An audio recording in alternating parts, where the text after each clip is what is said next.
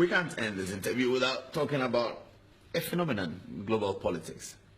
Donald Trump has risen up in America on the back of what appears to be, and we discussed that last night on stage with Baroness Amos, you talked about it, what appears to be, in Ghana we call it Sankofa, which is to say, go back and pick it up, go back and pick up what is ours. Something like that. Yes. It's going around the world almost. Ultranationalism. Ultranationalism, yes. We saw it here in Britain in the Brexit.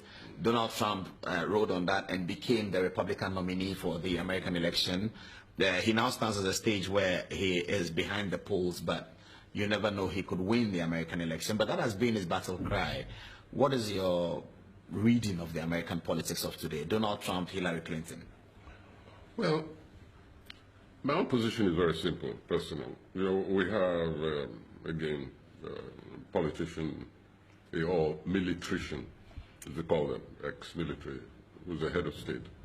And when the house of cards, which he built, was collapsing around him, and he realized that the game was up, he decided to leave the party in a very dramatic way.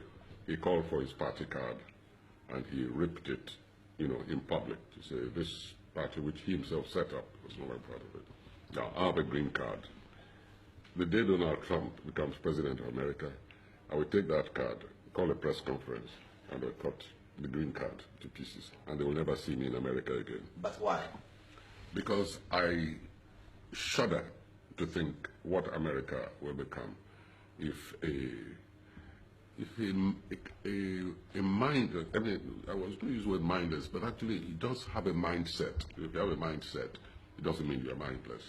But outside of that, he sees nothing as existence, that mindset. And that mindset is a very negative, a lager kind of mindset in which push everybody out and let us sit, squat on what we have and let that grow and push everything out of the way. It's a very simplistic reading of what the world is today. The world coming together on so many levels, and humanity trying to heal some of the global crimes of the past, especially towards the so-called third world, by keeping at least adopting a policy of openness, kind of openness to the rest of the world.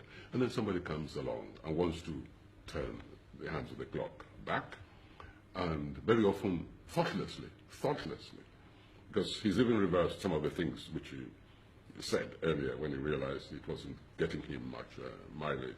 So that sort of person is very dangerous. And America has a lot of power. To think of somebody like Trump in charge of that power, listen, thank goodness I'm not an American citizen.